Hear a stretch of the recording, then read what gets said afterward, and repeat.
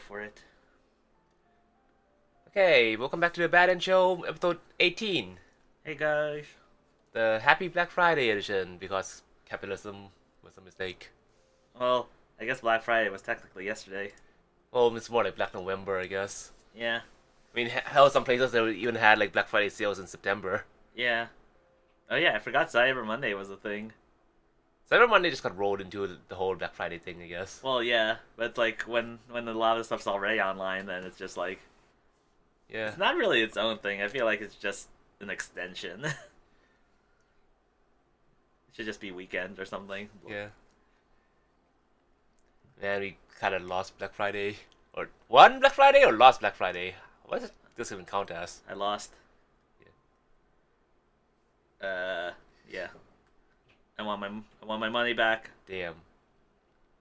I want my money back. Anyway, I guess people will find out what happened at some point. Yeah, definitely. Yeah. Actually, it's happening. Well, the video won't go live, but something is arriving tomorrow. Yeah. Okay. Okay, so I mentioned it, like, I think last week or like 2 weeks ago or something, that I get Genshin Impact new update.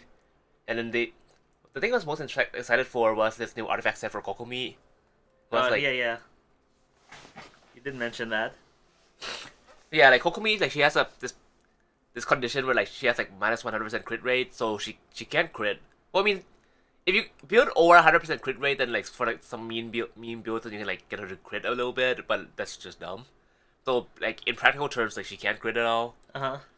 So which is one of the big reasons why like people hate on her so much. But basically, so when you're building your artifacts, you don't need to get like a crit bonus because everyone else you need to build up a high amount of like crit rate and crit damage.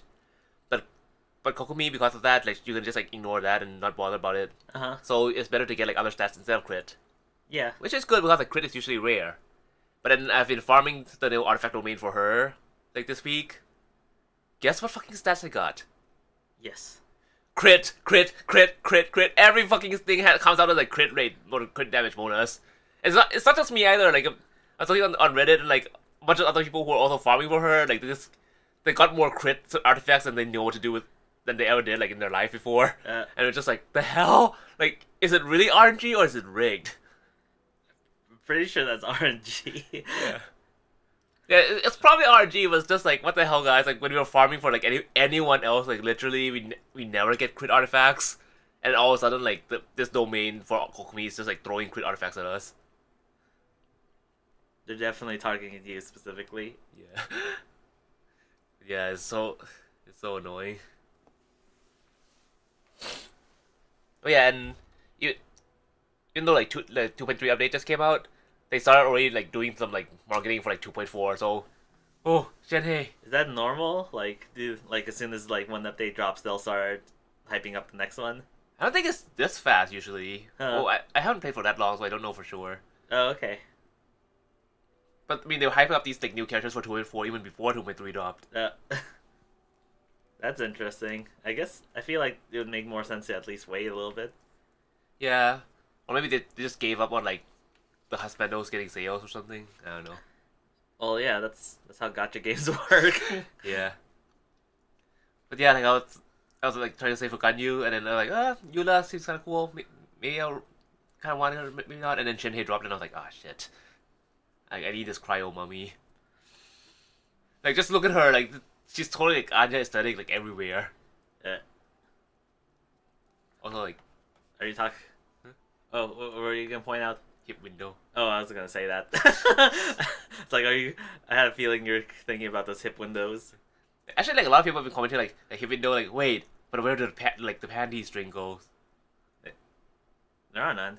Yeah. That's an obvious answer. But yeah, it's like elegant face and like cryo mummy, and then like this kind of like bodysuit with like just like some like random flaps here and there and stuff, and like I love this. I'm judging.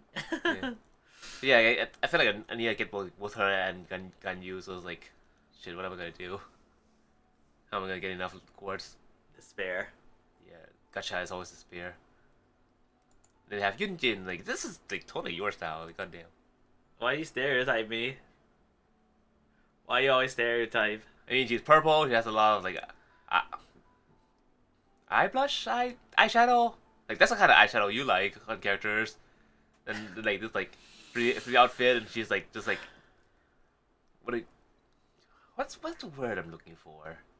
What are you trying to say? Like extra. What? Like, she's really extra. Like she's just like opera singer actor thing. So like all her move sets are like kind of like dancing, and there's like different like instrumental sounds behind her and stuff. And like I feel like this is like totally your kind of thing. Oh my god, I'm being attacked. Yeah. Yes, you are.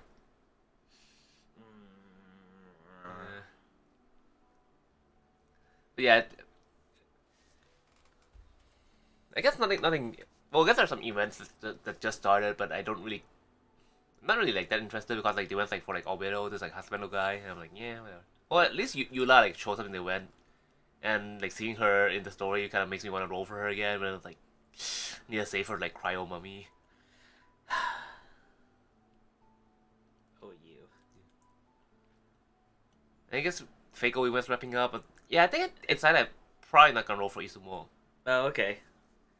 Oh, so what was your like thought process for that? I don't know, just I guess it's more like lack of thought.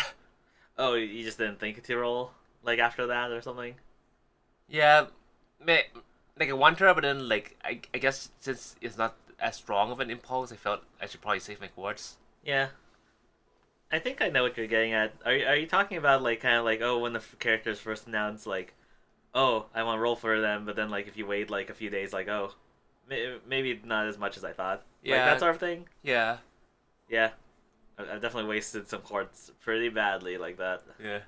I mean, I do like the art though. I mean, like it's the artist like some of the Atelier games, Yeah, yeah. and like Uesaka Sumire voices her. Maybe you'll get her accidentally during Guaranteed Gotcha. Wait, is she? Oh, you mean Guaranteed Gotcha? Yeah, I was about to say like I think she limited. Yeah. Oh, I guess I could roll the caster one because like usually I roll for the extra classes gacha, but then since Melt is in there, I'm like, Well, yeah, bye. I mean, they change it up a little bit each year, or like, well, not, or I guess each half year technically. That is true. So it could be some weird like out there one, like, Yeah. oh, maybe this pool only has Japanese servants this year or something like that. That'd be pretty cool. I don't know. Yeah, then it'd be hard because some of the regions would be like, there's one dude in there. Yeah. I guess I mean, not that we're saying it's actually gonna happen, but you know, I feel like they're gonna throw a weird curveball at some point. I kind of hope they do. Yeah.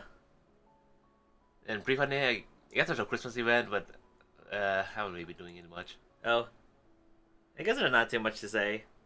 That extra hard boss is a bitch, though. Oh yeah. I guess that's the main thing. So I guess it's the typical like grind event missions type thing, and like that boss is quite annoying because it's more magic focused. So you need like anti-magic / a magic damage team to like really do it effectively. Like I have some, but then like since my people aren't as raised up as yours, I can't really like kill it that quickly.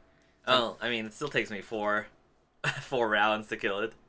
Oh, I think that's not as efficient if you can kill it in 3 rounds or something like that. Maybe. Like you calculate the cost of like challenging the boss and how many tickets you get out of it. Probably something like that. So I might just have to stick with the medium tier boss. Yeah. But what was I gonna say? Yeah, like, I guess mainly my mainly strong people are physical. So yeah. Yep, that's how it is. And there's like Christmas gacha with like Christmas Chica, which I think she's good. I haven't looked into it directly, but I think I saw some people talking about like her being good later on or something. But then there's also like New Year's gacha and like other stuff coming up soon. Yeah, I think I did see people saying she was pretty good. But yeah, I'm not really too concerned about like trying to min-max too much. Yeah. I mean, there's New Year's Yui, which well, I'm not sure how good she's gonna be, but I'm pretty partial to like kimono type outfits. Yeah. Well, I think I'm gonna treat this more like roll for waifus. Yeah. And the one with like Chizuru's like Valentine's version. Oh, is that soon? It's next Valentine's, I think. Next, as in the upcoming one? Yeah. Okay. I guess we'll see. I hope she's good. What like I like Chizuru a lot, but then her standard character is like kind of meh. Oh, like gameplay wise? Or... Yeah, gameplay wise, like she doesn't perform that well. Oh. Well, maybe you'll have a chance. But I guess that's still a few months away. Yeah. And then, well, yeah, I just finished reading up to 86 Volume 8 last night, which is why I'm so tired right now, because I was like stuck at the end of the volume. I was like, oh shit, I need to finish this, and it's literally reading late into the night. I believe there's something called self-control. What? I don't have self-control. I'm not Saint Snow. You could be.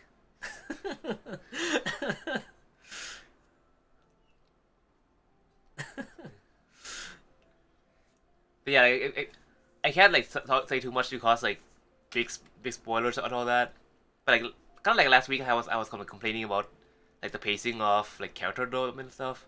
Uh-huh. It still annoys me. Like, Oh, I thought you were gonna say like they decided to just like cram it all at, like a bunch of new things at the end.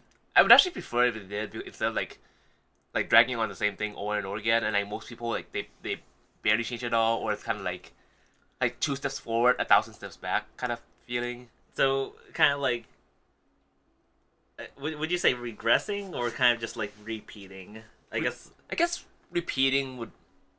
I guess yeah. It's not like they're already at rock bottom, so like they keep going back to like the very bottom okay. repeatedly. You know what? I guess this is technically spoilers, but for something else. You Yeah. know what? This is what your description's making me think of. What? Star Wars, like the sequel trilogy. Oh, Like, okay, what was it? The like 7? what's his name? Finn? Yeah. Yeah, it's like, oh, like the whole one of the big climax about that is like, oh man, he finally like, I don't know how you describe it. Like, got some conviction. Yeah. I guess that's the simplest way to put it. And like, oh, like he even stood up to like Kylo Ren and crap. And then like, oh, beginning of the next movie, he's just like, oh, gotta get out, like, Yeah. like it's like that. It's also like that for like Avengers, Infinity War, like the entire like Guardian, yeah. yeah, like Peter Quill, like the entire like Guardians of the Galaxy like series, like those two movies and stuff. It's about his character development and how like, he's getting better as a person. And like in Infinity War, like it just kind of like just negated all of that. Yeah. It was like he was Infinity War, the one before Infinity War, but well, That should be it. oh yeah, because the next one's Endgame. Yeah. Yeah. So Infinity War, like, it was just kind of like they just took the Peter Quill from the very beginning of the first movie, where he's just like cocky asshole Yeah. with like no self control and anything, and he just like ended up like fucking everyone up. Yeah. And I didn't hate that, like not because of what he did, but just because of how like it's just like regressing the character. Yeah. Yeah, this 86 didn't go that far, but it's just kind of like they keep like not making progress, I guess. Okay. Well, I mean, some people make progress, but it's just so slow. Like I know, like quote unquote real life or realistically, like it takes a long time for people to change. Mm-hmm. But when you actually but like in a timeline of like reading a story, like it feels like it's just like going at like a way too slow pace. It gets like boring and annoying. Yeah, I think I know what you're getting at. And what do you call it? I'm assuming the story. I mean, obviously don't go into spoiler territory too much, but like, Yeah. is it a case that the story itself is not emphasizing the fact that this stuff is happening? Like, how would I put it? No, like it's beating you in the head with it. Oh no, I mean like, I guess the way I'm trying to like describe it is more like, oh, that the fact that the characters are repeatedly like undergoing like that sort of thing, like that's not brought up as an issue within the story itself. Does that make sense? Kind of is, kind of isn't. Like kind of like how like we already saw in the anime where they're like, oh, like they have that like battlefield mindset that they can't move out of, and whereas like everyone else like sees it as like kind of tragic and want them to move on, kind of thing. Yeah. So it's a lot of that again. Mm-hmm. And it's like every time there's like this new big event thing, it's like, oh, maybe this will like make them change from the better, or like make them like realize things, and like it goes into so much detail about that, and then it's just like, oh, this whole thing just reinforces their old mindset, and it's just like, Okay. So basically, there's not anyone's like trying to give them. It's not exactly accurate to say, I think, but like a very simplistic way to say it would be like a reality check type thing, where it's like, yo, like I don't know, you know what I'm getting at. I mean, maybe like, kind of not. I don't know. It just feels very repetitive at this point. right? And oh yeah, it's also kind of knowing how like, how like they did, like, even though the whole thing is about like not generalizing a group of people, and Uh-huh. like I don't, people can be like in like different and stuff like that, but it's kind of generalizing of like entire group of people like having the same mindset, like, being repeated over and over again, whereas like I feel like there should be like way more variance. I mean, Right. there is a little bit of variance in like how people approach things, and like how, and like as what like one by one, like some of them start making progress, Uh-huh. but it's still very, yeah. Like I guess it would benefit from a little bit more nuance, I guess. Yeah, I guess. Or at least like having like different characters like be more, different. Yeah. Well, I mean, I guess I can only say so much since, I haven't read these. Yeah. Also, like, But at least from how the anime is going, I have a vague idea of what you're getting at, if that makes sense. Like, yeah, because like it's not like it's very much a new thing. It's just kind of right. like same. Yeah. And also like it's been kind of like jumping to shark a little bit more and more. Where like, Like plot wise. well, both plot wise and like world building wise, and like the things that appear, and like and stuff like that. Okay. Are we talking an escalation issue? Yeah, If that makes sense. yeah, it's an escalation, but it escalates like really quickly, and Well, I guess I was specifically thinking of like shonen stuff where yeah, you have the demand like to keep escalating things, and it at some point lots of like series get to that point where it's like they just start throwing random crap. That yeah, like that. It keeps escalating, and like the scale of things gets kind of weird, and it's I guess like if it was like that in the beginning, then it would be more fine. But then it's kind of like, well, it's not exactly contradictory. Like Is it kind of like like there's no oh, what's that word, like like internal consistency. Like there's nothing that violates internal consistency exactly, but it's more of a vague feeling where like you get the like at the beginning of the story, like you get this impression of like how of like the of how much like realism is going on, yeah. or like how much logical sense different things happen, and then as it goes on, it doesn't contradict itself exactly, but it just feels different, and it feels like it's like escalating and rocketing up really highly, that it's kind of jarring. Uh-huh. But it's like, but like, oh, like I thought we were dealing with like this kind of world, and like suddenly like there's like all this stuff happening, and it's like, Okay. That one's hard to talk about without specifics, but Yeah. I know the general thing that happens.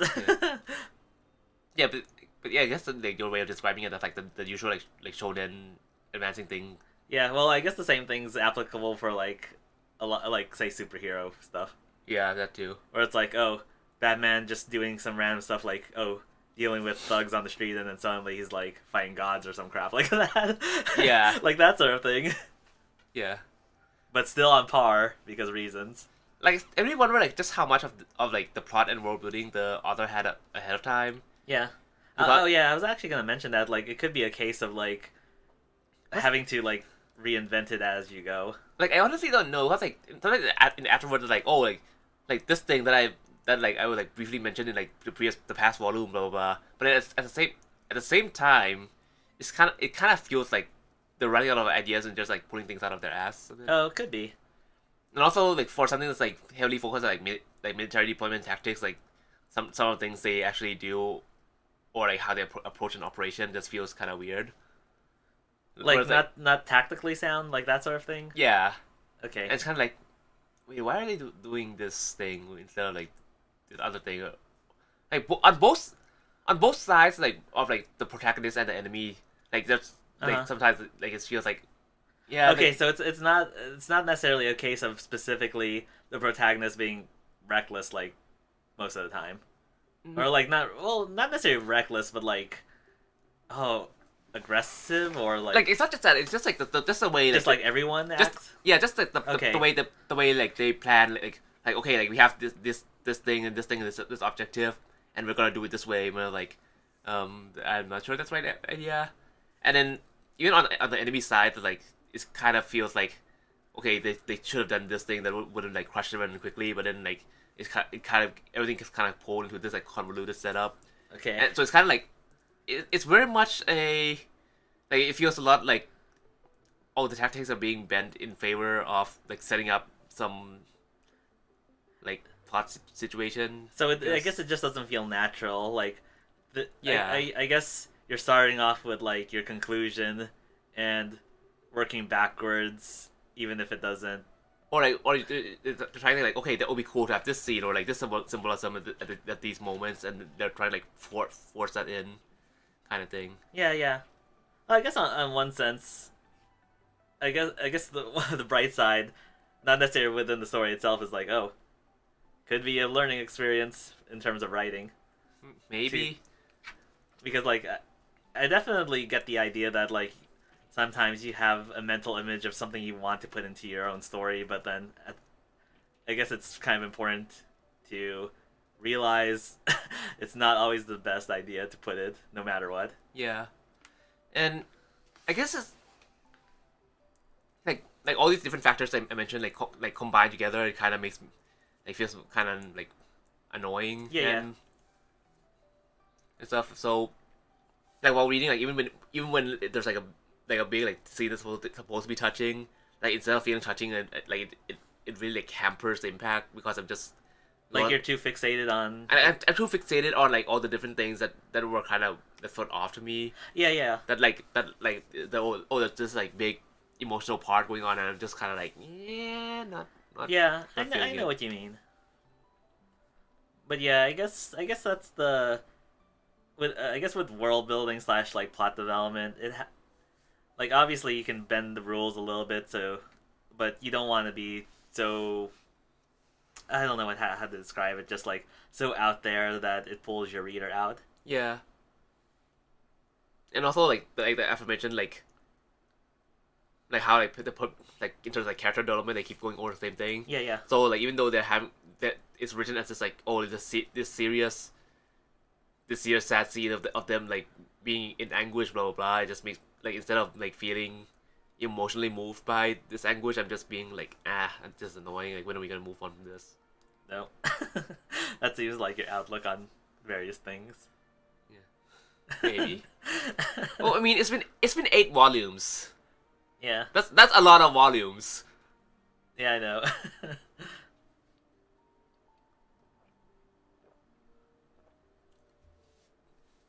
And Anyway.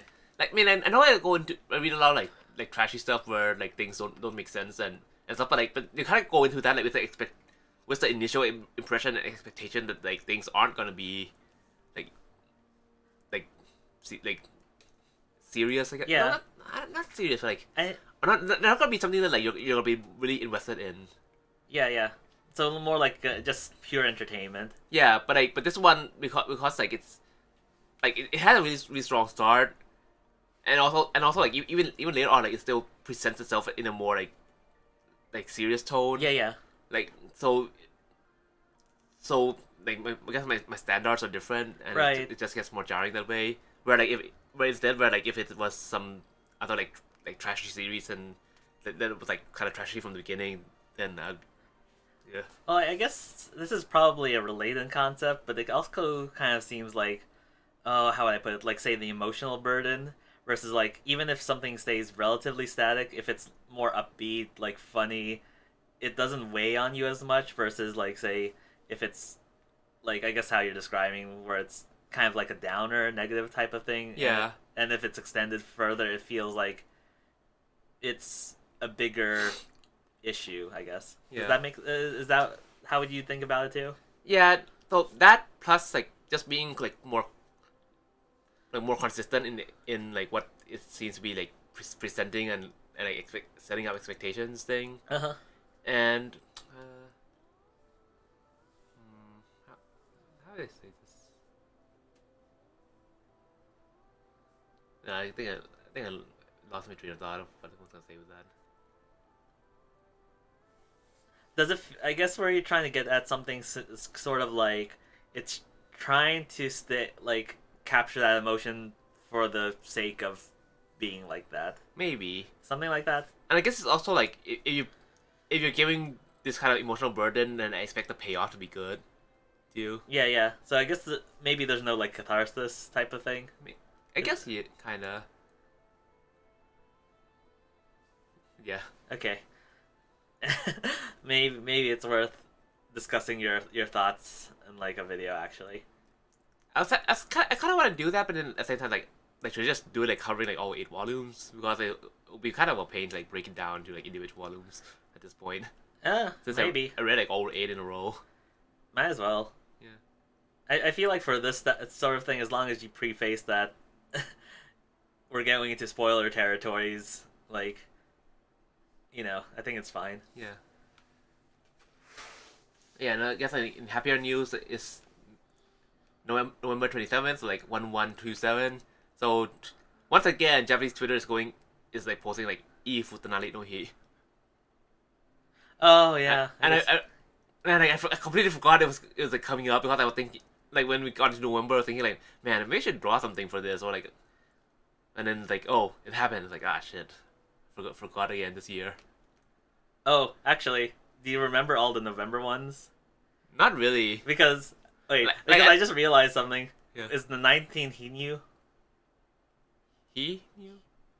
He won, knew 9, as in. Okay, if you don't know the word, let's leave it at that. Small boobs. Oh yeah. I mean, maybe. Okay, because there's that. There's also like. Like because like 1 can be like E like for like, the entire November is just like good shit. Blah, blah, blah. Yeah. What other ones are there? There's always so many every year, and I just never remember what they're supposed to be. So I was just like, okay, sure, whatever. Is 08 Oppai? Maybe Because like 0 and yeah. 8 high. And then there's also like it's like thighs and butts and the stomach and there's just all sorts of things. Oh, is butt 0 like the 4th like Oshiri? Oshiri, maybe. Maybe, but oh wait, or would it be Shiri? But that wouldn't make sense because there's no 40 yet. Yeah, but yeah, like so, I usually just like whatever. I just remember Pocky Day because like 1111, and then like I futanari no hi. Okay. So like I was supposed to draw some like degenerate stuff for today, and then well that didn't happen. You gotta make it right now on the stream. But YouTube is gonna be mad. Probably. Anyway, where were we at? I guess we move on to the anime stuff. Yeah. I guess as usual we're starting with Muff Love. Well, I guess we already covered 86 because there's no anime. Yeah. Oh yeah. Well, technically there was new episode 86 this week, but then. Oh, was there? Oh right. Yeah. Because but then next week, actually it's gonna be later today actually because it comes on Saturdays. They're gonna be skipping out another episode, so it'll just be another like weird feature thing, and then there'll be another like real episode after that. So I think we're just kind of waiting to like watch it when we get another like real episode. Yeah, like I guess based on how the story is right now, we'd have really awkward stops with big gaps. Yeah. Probably. So like, since we already got an awkward stop, might as well just like keep stopping until we get more stuff and then just go through in a way. I guess the thing that I'm wondering about is because they had those production issues. Yeah. Is it gonna be that the later episodes carry over into the next season, or is it just gonna be like we gotta condense it down and still finish it by the end of December? Yeah, I have no idea how they're gonna deal with that. Or there's also the other issue, or the other thing that happens, like we can't finish the final episode, so we have to release it separately, like on, like I don't know, Like OVA. OVA or something like that. Yeah. I don't know. Or maybe it would be like Gangsta, where they didn't finish it and then the studio went under. Oh, they just end it. Yeah. Man, I think when that happened, we were like, oh man, wait, what? It was on a big cliffhanger too. I think one guy just got like one of the main guys just got shot and was like lying on the floor in the rain. Yeah. And we were like, oh man, what's gonna happen next? And then like, oh, studio went bankrupt. Yeah. It kind of seemed like, honestly, if we didn't see that, I would think, oh, are they setting up for season 2? Or like, oh, is there gonna be a movie conclusion? It's like, oh no. Yeah. They just messed up. Oh, your mouse is. Has my mouse been there the whole time? Yeah. Oh. Okay. I Anyways, swatted the mouse away. much love. So I guess now we're going into the whole like the coup arc. Cuckoo Lane. He was definitely involved. Yeah. I guess I mentioned like how his squad unit was like that's all the like VIPs, like Richard the Shogun, UN Undersecretary, Prime Minister, this like general. I guess that's I mean it's like uncle or whatever, or something. Wait, what? There's like IJA General Anya Fuyu. Oh, wasn't that? Or was it the dad? I can't remember. Yeah. And I guess the Prime Minister's daughter is Injo. Yeah. And then obviously like his daughter. Yeah. I don't think they said specifically why everyone's there, but they basically strongly hinted at, right? They didn't really hint. They just said like, oh, there's a reason that like everyone's gathered, but they didn't like go into more than that. Well, I guess that's true. But I guess it's more like that. It is not a coincidental thing. I guess that's the main one. like I think my own like personal interpretation is that they're there as hostages. Oh yeah, they're definitely political hostages. Okay. I mean, I guess I'm not sure if this is getting into too spoiler territories, but there's also a reason like an unlimited. It's very hard for them to actually do things. Oh. Let's leave it at that. Kind of wonder why like everyone else was like okay with like sending them along to be political hostages. Like what are we talking about exactly? Like the parents and stuff. Yeah. I mean, he had to know what was going on, so I wonder why he just said like we could go along. Yeah. There's weirdness. Yeah. Well, not weirdness, but just Yeah. Oh yeah, this is such like a Thai attitude. Like oh my god, what's going on? Like it's just a regular military coup d'etat. It's like oh yeah. This is what it's like living in Thailand. Oh, it's just a normal Friday. Yeah, it's just a normal Friday. Like, I've been to like 3 or 4 coups like while I was in Thailand. Oh, wasn't I technically like there at the time? Oh yeah, you were technically there, and then we were like, oh, we need to get you to the airport just in case they shut it down. Like that's like coups are a seasonal thing in Thailand. Like that's always a coup going on. Oh, it's the 5th season, right? Yeah. I just remember like being in school, like, oh, is the school bus gonna come? Like, oh, there's a coup going on. Like, wait, so I don't go to school? It's like, oh, do you still have to go to school though? It's like, no, dang. I think that was like when I was in 8th grade or something. So it was one of the very rare moments where I was actually like really wanted to go to school, just because like I was like having a happy time. Yeah. So I was like, oh, disappointed. Oh, so they should have waited. Is that what you're saying? They should have waited till I had the more like shittier parts of school, and then they're gonna be like, oh, okay, I don't need to go to school. Man, I'm just imagining like just trying to say that in America. It's like, Mom, I can't go to school. There's a coup going on. Oh yeah, I remember like I think it was one of my summer breaks from college, so I was back in Thailand for the summer. And then I was sleeping, and I woke up, and like everyone on Twitter was messaging me like, "Hey Anya, are you alright? We heard there's a coup going on. Like, oh my god, what's going on in Thailand?" Blah blah blah. And I was just like, "The fuck?" And I was like, luckily I got up, like look out the window, like is there something going on? And I call my mom, like, hey mom, people on Twitter are saying there's a coup going on. Like, what's up? And my mom's like, yeah, there's a coup going on, but still need to work late and get home late anyway. So business as usual. I'm like, okay. And I just like message people back like, oh yeah, whatever, it's just a regular Thai thing. And they were like, I don't know whether to be impressed or it's like, is this being badass? Like you're just like, oh, there's just a coup and you're just like fine with it. I'm like, I mean, it's Thailand. Like, welcome to Thailand. What do you want? Yeah. Anyway. Then yeah, like, is that a case of like, oh, how would I put it? If it was a different country, would they try harder to do a coup? I don't know. Is that why I don't know what to... How would I put it? It's like... I think we're just like so used to coups that they're like insensitized to it pretty much. And also, like, I guess they've done it oftentimes enough that people are just like, they just get out of the way. So like who are like marching, like whatever, like soldiers are marching down the street, they just like go, let them go do whatever their business, don't interfere. Oh, okay. So you don't, just like try to like not draw any attention to yourself so you don't get shot. Yeah, okay. And I guess like if you're in among like the whatever elite ruling class ruling group is at the time, then you can get like fucked up. Or if you just happen like piss off like some people who are like involved in the coup. But I think for the most part, people get left alone. Oh, okay. And then like the government just cycles and stuff. Okay. Yeah, like even when we don't have coups, we still have like big like mass protests where, I mean, let's face it, like half of them were like just like paid to be sitting there. Yay. So like, oh yeah, that happened when you were there too, where like we were in the car and then suddenly like, oh, they shut down the road down again. Oh yeah. Yeah.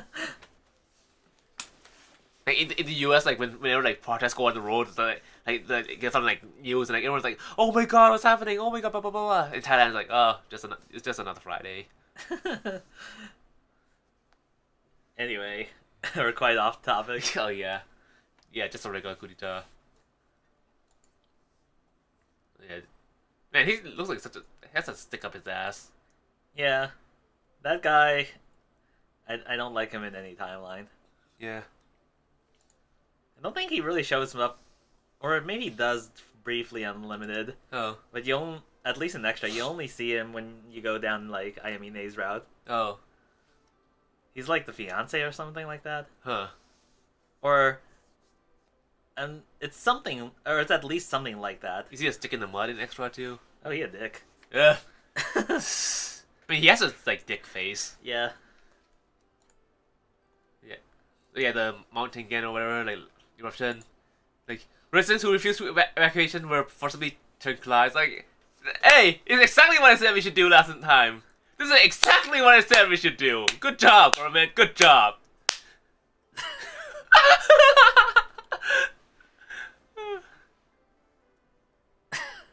What else are they gonna do? Like, I mean, they're like, okay, you're literally gonna die if you stay here. Like, no, I refuse to move because like this is my homeland. Blah blah. Like. I mean, you could just leave him. Well, I know what your answer is gonna be. I prefer leaving them. Like, I would just rather have them, let's leave them there to die. But since like you have some soldiers like, oh no, but we need to defend them. We can't let them lose their lives. So like, okay, if we're not gonna leave them to die, tranquilize the motherfuckers. So yeah, good job, government. Good job. Good job. That guy's rebelling against you specifically. Yeah. We're mortal enemies. It's fate. Yeah, that's why Kukulane's here. Yeah. Yeah, so basically this guy's rebelling. Like, I caused a rebellion, indirectly, I guess. Yeah. Sort of. You caused all of this. You caused the mountain to erupt. Yeah, sure. It's Mount Anya now. Yeah. Look at me. I'm volcano now. This is your rage. Yeah, it's my rage against like this guy. I made this mountain erupt just to fuck this guy specifically. Probably.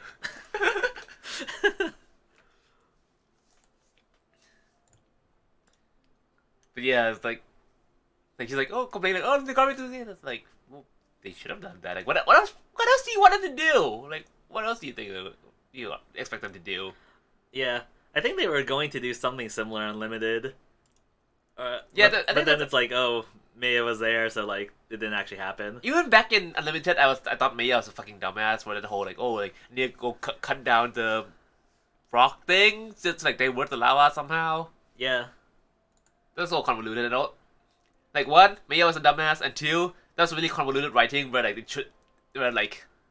it shouldn't have been possible to do that. Like you're literally dealing with a natural disaster. Oh. So it kind of felt like oh, we just want to like have it like fit thematically, so we add it in this like convoluted way to like make it work. And like, I mean, I know a lot of stories do that, but still, it's just annoying. So yeah, even in that timeline, I was just like pissed off at this whole thing. The main thing I remember from that is like, oh, we're buried in rock sexy time. Yeah.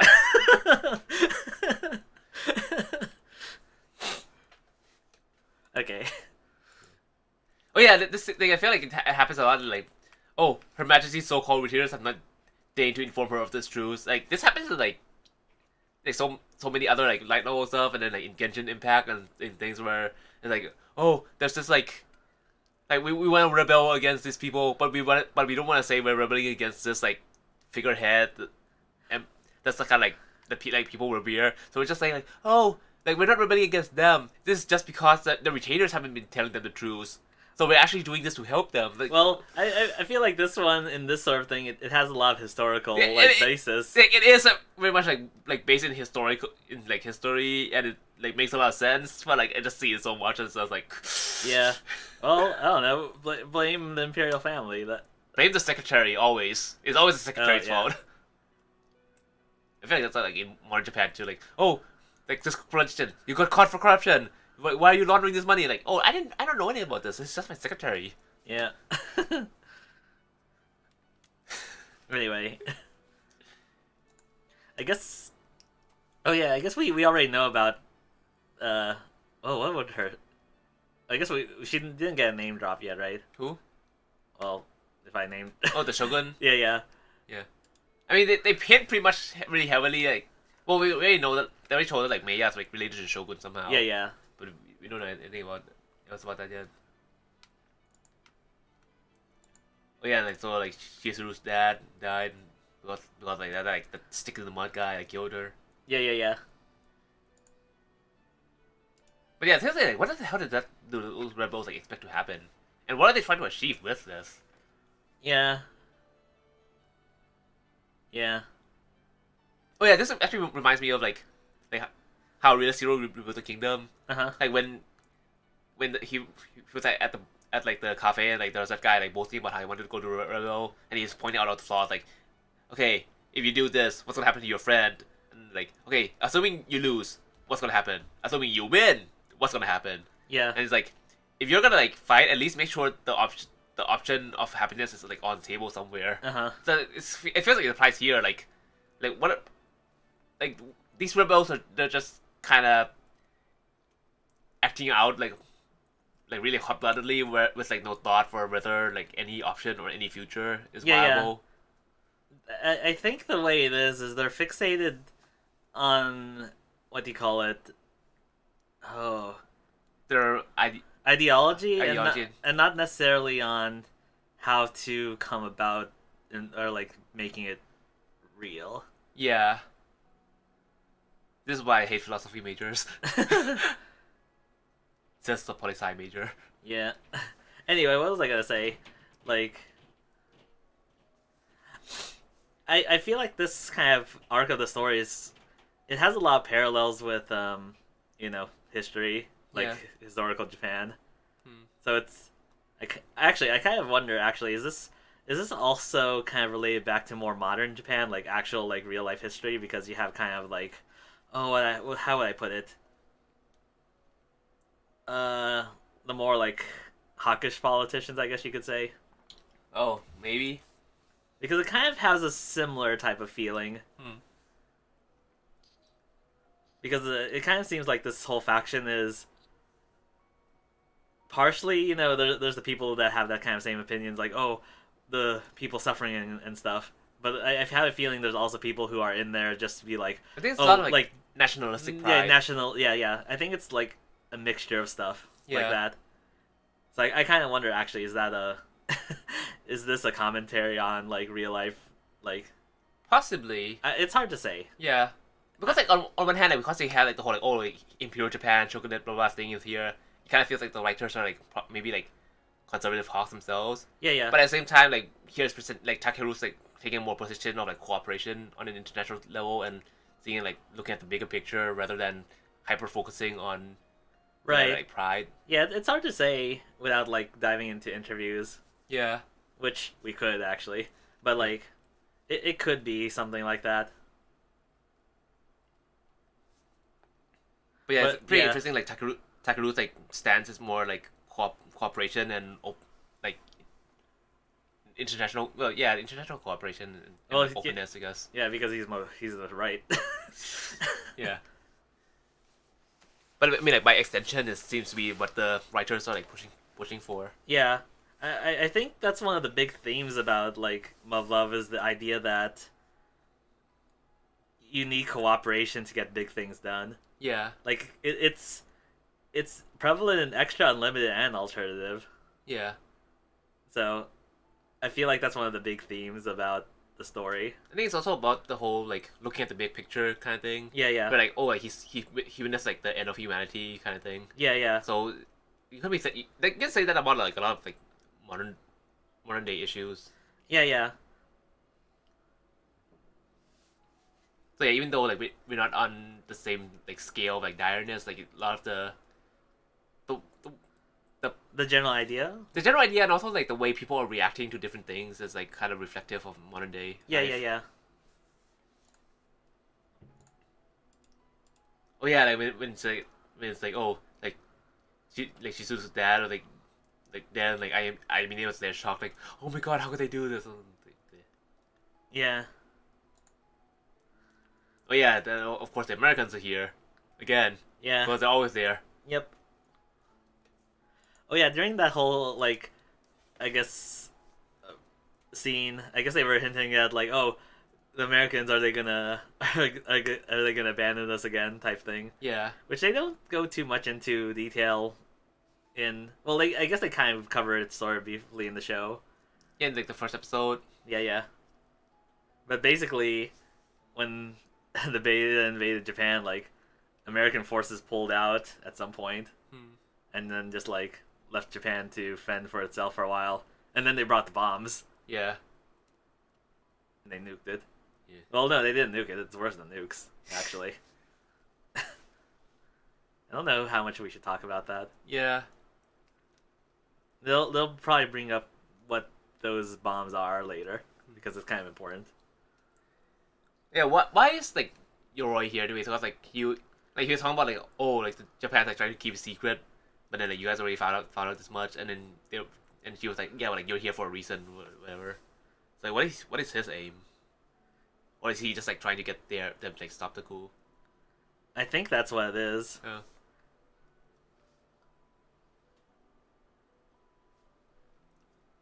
I guess it's trying to get UN involvement.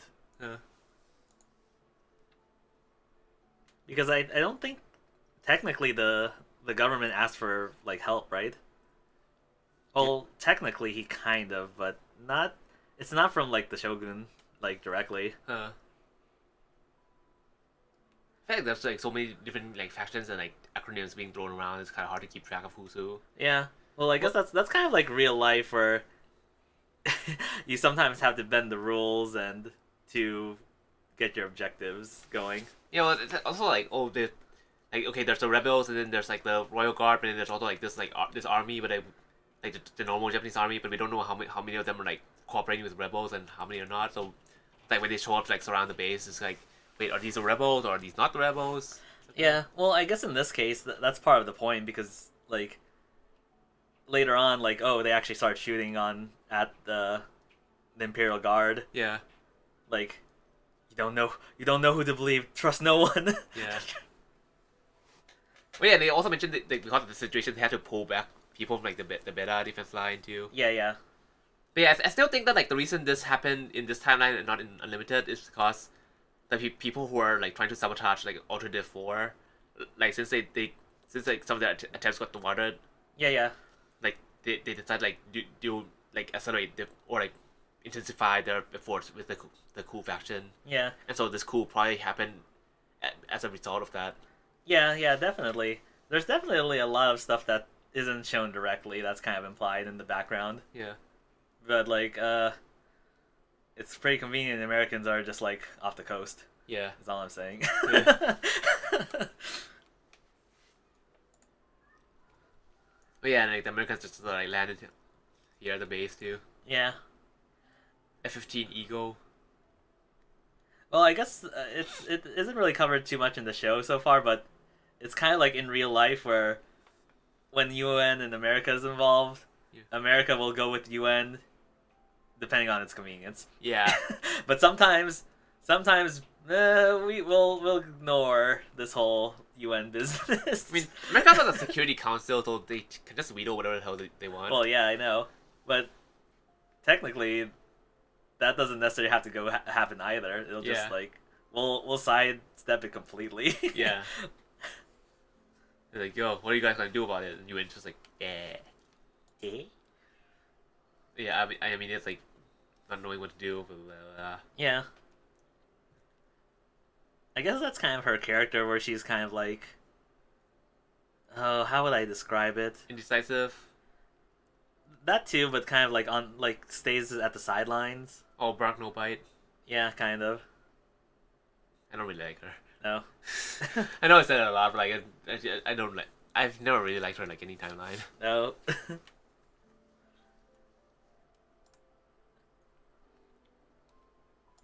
But yeah, I guess it's Royal Guard. I think that's like the Imperial Palace It's somewhere around in the there. middle of Tokyo. I think I've been past that area before. Yeah. But yeah, the White Taki Mikatsuchi, they're like the three shibis use. But yeah, I don't think I've seen. I guess their hair's blocking. Oh. But yeah, we have. I guess there's like these like gray on orange like Takemikatsuchis too. I'm pretty sure those are Takemikatsuchis. Yeah. Yeah, you can definitely tell by the light pattern, whatever you call it. Yeah, no, like the armor's the same. So I don't think I've seen that color of them before. Yeah, it's probably the lowest level. Yeah. But then you also have like Shiranui too. I kind of wonder how the Shiranui compares to like that level of Takemikatsuchi. Yeah. Because like the color also corresponds to like the models and like performance. Yeah. Well, I guess also like, what do you call it? The color performance goes along with the status of the pilot. Yeah. But yeah, that could what do you call it? Not necessarily be Royal Guard, because I think they would all be using Takemikachis. So I guess it's just a normal. It could just be normal like Imperial forces, Yeah. like I guess probably loyalist ones. Yeah. Oh, I guess that's it for the. Yeah, I guess this episode was mainly build up, Yeah. because if I remember correctly, things get wild at this point. Yeah, like, someone basically fired on like one of these guys, and like fighting broke off. Yeah, And it like I think it was like actually the captain. Wait, Sagiri was it? Yeah. Like, I think he was ordering his men not to fire, just like hold position the whole time, and then like some guy, just like panicked and shot. yeah, panic like. And then afterwards, like there was mentioned like, oh, like Captain Sakuri's like trying to get a ceasefire, like people aren't listening. Yeah. And Takeru's like, what the hell are you doing? And I feel like it really highlights like his like incompetence. Yeah, I feel like that's the whole issue with these sort of things. You can't enforce that sort of thing, at least for humans. Yeah. Because someone's gonna mess it up, then you're gonna get everything's just gonna get messed up. Yeah. But yeah, like I don't know. I kind of feel like they're not very disciplined. They're not very disciplined, and I think Sakuri himself, like he feels like, well, I already say he's said many times like he's an idiot. But I think he's also incompetent, and like I think he doesn't have as much control over like people as he thinks he does. But Yeah. like I mean, part of it's just like mob mentality and like people's like emotions running high. But I think another part of it is just like he's just an empty figurehead. Oh yeah, well, I guess even if he's not like completely a figurehead, he's definitely at least a puppet, Yeah. or just at least something like someone to, I guess, well, not lead, but how would I put it? Be the public face Yeah, and then take the fall afterwards. yeah. I mean, oh, I would definitely did not. I wasn't part of this coup. I was just following this guy's orders. Yeah.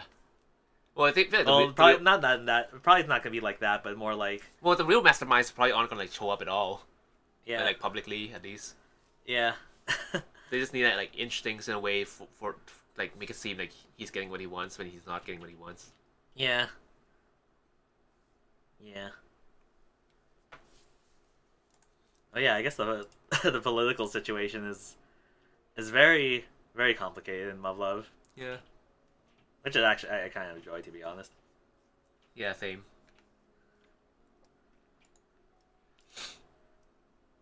But yeah, I always wonder like how the makeup of into like TSFs are like because like we have the Shiranui and then but then the Imperial Japan also has the F-15s, but then you also see the old Gekishins being used too. Yeah, actually, I believe Gekishin should be based on F4s. Okay, so I was actually reading about this like several weeks ago. So initially, like the first TSFs were like developed by the U.S. or whatever, and then they exported to different nations Yeah. or and stuff. But what do you call it? Japan, for I can't remember what the reason was, but they were on like the lower end of like what do you call it? Priority Yeah. list. So they didn't get theirs for a long time, and by the time they got theirs, they were already out of date. And then basically at that time they were also trying developing their own TSF technology. But basically all of their domestic stuff was actually subpar compared to like the American derived ones. So I think Shiranui is the only one that's like so like in the same ballpark. And then like Takemikachi is like top of the line, like comparable to Raptor, that sort of thing. But basically they're limited in how much they can manufacture, which is I think part of the reason that they're only given to Imperial like guards. I mean, they're expensive as hell too. Right? Yeah, they're really expensive, but their manufacturing capabilities is not as good as like they can make individual units very well. Yeah. But they can't do it on, like mass produce them. Yeah. That's their big issue. Actually, I really like that like I guess a lot of times like I guess because Animu Japan. Yeah. you get this thing where it's like, oh, our stuff is so great, and it's like, and we can make so many of them, but like, oh, this feels a little bit more grounded, I think. Yeah. Are Fubukis like used like just for training? Because like I don't think we see anyone else use a Fubuki at all. Well, I think Fubuki is like they used to be, I think, like actual like mainlined units, but they're like outdated. I mean, but the Fubukis are better than the Gekishin, but we still see the Gekishins being deployed though. Yeah, oh yeah, I guess that's true.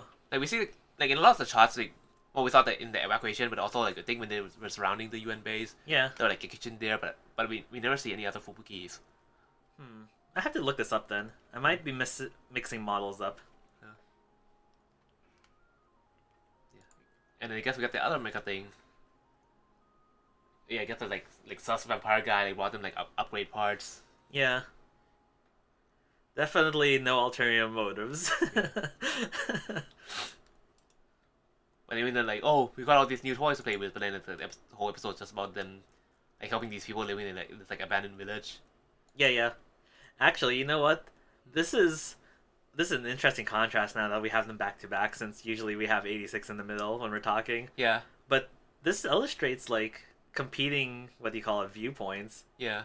isn't it? Like, Or like for like the rebels. yeah. Yeah, well, like these people, they're actually focusing on the everyday people's lives, and they're trying to like rebuild stuff.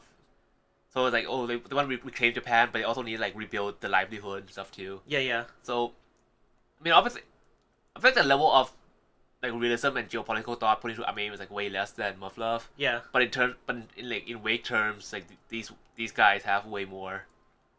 They have more of the right idea, I guess. Yeah.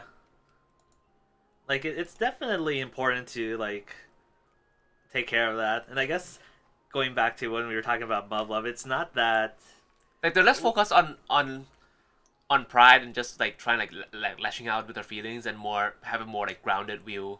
Yeah. Of like what their real objectives are. Yeah. I guess that's the thing. That's a big differentiator.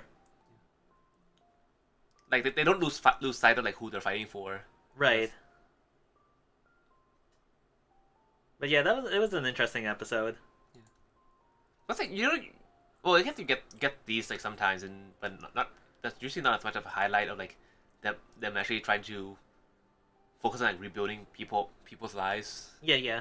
Also, like the whole time, like the two of us kept thinking like, man, when's something gonna come and like fuck it all up, and they have to get on the mech to fight. Like, oh, they actually don't have to get on the mech to fight. Like it was just about like build like reconstruction the whole way through. Yeah. Like I was assuming it's like, oh, we finally built all this like infrastructure that they can use, and then like out of nowhere, like some mech like stomps on it with his feet. Yeah. Like, actually, I'm just imagining just like the what was it called? Ghost just like repeatedly stomping on it with his like 1 foot, like like why? Yeah. But that didn't actually happen. Yeah. That's pretty neat. Although I feel like it's very like unsustainable though, considering like they have to use all the like so many of the resources just to help like one village. Oh, it's definitely not sustainable. Yeah. But what do you call it? Oh, I guess also considering how this very convoluted power generation system, Yeah. like it's using a lot of groundwater for that, which Yeah. is not gonna be very good. Yeah, and also like they bought some like equipment from the weapon seller guy. Yeah. So I wonder like how much funds they're using for this. Yeah. Also, the weapon seller guy is like so like unhappy. Like he clearly just wants to like sell like military arms. Yeah. So I feel like the sentiment's right. Yeah. It's more like, oh, how would I call it? The logistics of it that are a little bit iffy. Yeah. I guess that's the main thing. Actually, like the way this episode was presented, it kind of seems like this village thing could be like a second home for like the main cast. Yeah. It's maybe. They might like return there every now and then, possibly. Yeah. Well, I guess we'll see. And then banished from the heroes party. They finally got their double bed. Oh, it's like, oh, it's time for sexy times. And then they're just like freaked out and like, damn it, wimps. Yeah. Wimps. There was even the unbuttoning happening. Yeah. There's even like the wool pressing happening. Oh yeah. And then it's like, And wimps. Oh yeah, like the Hound Guard's supposed to be taking care of like Tantan, and I guess they're just like paid off by the Thieves Guild and stuff. yeah. But yeah, we finally getting to see more of like who's like been manipulating things behind the scenes. Yeah. Like honestly, when we get a little bit more, I guess, insight into the main villain, I guess, antagonist guy, Yeah.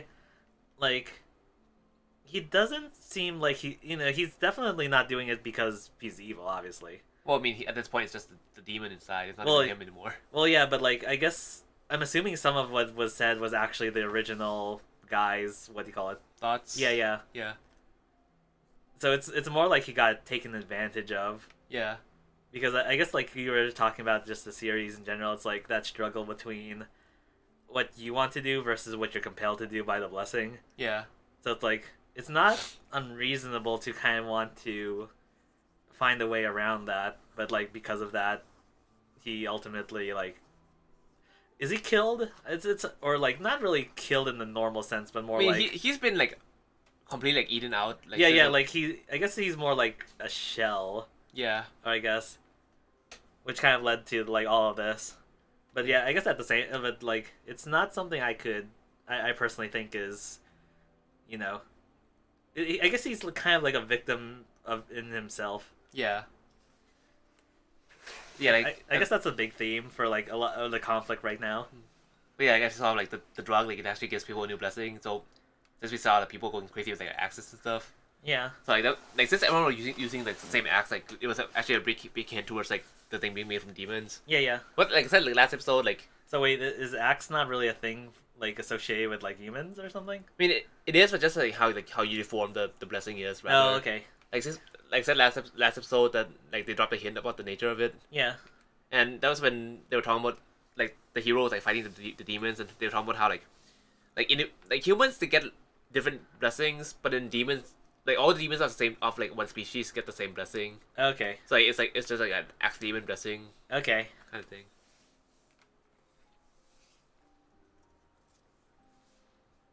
I think there's actually an exception where I think the Ashura demons don't have blessings at all. But I can't be wrong though. But as a general rule, like each species of demon, they all have the same blessing, so it's kind of like they've been preordained Okay. to be demons. Yeah. Well, I guess it's a little bit ahead of ourselves in the episode, but I guess it's kind of going deeper into that whole idea of blessings in general because it definitely seems like these demons are more privy to what the nature of blessings than the human peoples. Well, I guess I'm saying human, but I guess it encompasses what do you call it? Also includes humanoid Yeah. like peoples. Yeah. And I think that they had like a few mentions in like previous episodes too, where like some people believe that like because like God gives the blessings and like all the demons have the same blessings, it's kind of like God intentionally creates demons to be an enemy of mankind. Uh-huh. Though like we don't know like to what end yet. Yeah. Honestly, I have a feeling it's a little bit grayer than that. Yeah. But I have to think a little bit more to figure out what my thoughts of what potentially it would be. I feel like it's probably gonna be like I don't know for sure, but I feel like it's probably gonna be something the same thing with like they're just enforcing like a cyclical nature, Uh-huh. where like they're just maintaining balance by having these two sides like duke it out. Maybe.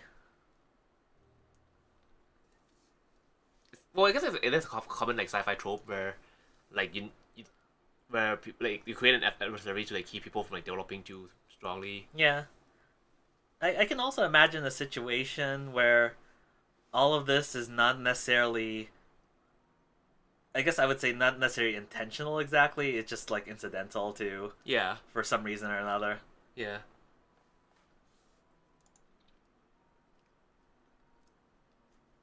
But yeah, this is you got like his parents got attacked by the Captain Guard's son. They're trying to set him up as like a hero revolution thing. But then Red just goes there and like ruins everything up, I guess. Yeah. Yeah, like every fantasy like story has like goat head guy. Oh, the goat demon dude. Yeah. Goat monster. I can't remember what they're called right now. I have to look it up. There's definitely a specific thing. Oh. And usually they're associated with this kind of like devilish quality. I mean, a lot of like depictions of Satan have like goat heads. Yeah. So yeah, like Albert was like involved in this all along because like he's been acting sus for like a few episodes. Yeah. I guess he himself wasn't actually like demonized. I don't know what you call it. He was just like, what do you call it? Going along like of his own, I guess. Yeah. So I guess that's one of those big differences. It's kind of that thing where like he's just ambitious, so he wants to like do a lot of like big things, and he's not killing people directly in the scheme, but he's just like letting it happen just to like fulfill his own goals. Yeah. So I guess it's kind of like it kind of feels like his goals has shifted or he's lost sight of it in some way, because at least the way it's being presented makes me think originally, he wants to be like a big hero. Yeah. But then it's more like he wants to be big. Like big famous. Yeah, rather than and like kind of loses like sight of the whole hero part. Yeah. Kind of feels like Mr. Bushido. I don't know, maybe. But I guess it kind of feels like he doesn't realize the weird contradiction he's doing, where it's like, oh, I want to be big so I can be part of like the hero's party, but then that also involves like not being a jackass. Yeah. Yeah. Like, oh, let me kill all these people that the hero's supposed to be protecting. Yeah. Also, he's going on like oh, like I'm supposed to be big. Like, why am I doing this like backwater country where like nothing good happens? It's like, well, that's because you suck. Like he ended up here because like he was like he sucked too much. Like make it in like any other place. Mm-hmm. Oh yeah, like the demon was like they're like positioning him with like, oh, he's like trying to rise up to become a ruler. Yeah. But it's like they have like these people that they're too lazy. No one has any ambition. They can't do anything at all. Oh yeah. That's pretty funny. But like, oh, the greatest of plans defeated by laziness. Oh yeah, that was actually an interesting take, Yeah. to be honest. Because I guess it's like, it's you accidentally like foil yourself because you don't read the room correctly. I guess that's the. Does that Yeah. make sense? Yeah, but it's also like usually it's like, oh, the bad guys are the one because like this community is like so strong, or they're so smart, or they keep working Oh, together, yeah. and it's like, no, we're just lazy fucks. I guess. Like, we're just so lazy, we don't do anything at all. Therefore, like the guy, like he's trying to be a catalyst for like, or I guess or like modifier to like the way he works is like he manipulates people, so he's kind of like a modifier to whatever action's going on. Yeah. But there are just no action at all. Yeah. I guess the impression I get, he doesn't actually like. What do you call it? I guess he manipulates the mind so much more than like the body, Yeah, like that sort of thing. but it kind of feels like that thing where like, oh, 0 times 1,000 is still 0, but like he's like the times 1,000 part, but then like Sultan's people are just like 0. Yeah. Yeah. That's felt like that kind of thing like so amusing, like and Maybe. ironic, I guess. Yeah. So this was like the one guy he could like multiply. Yeah.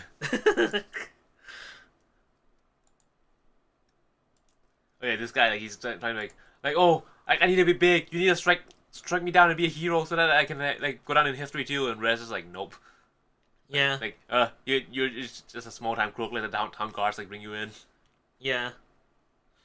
I guess you kind of get this sort of thing in other stories, but I feel like this specific one feels a little bit more natural than most. Yeah. If that makes sense. Yeah. But like it kind of feels like, I guess a lot of stories the focus is more on like the hero, like I can't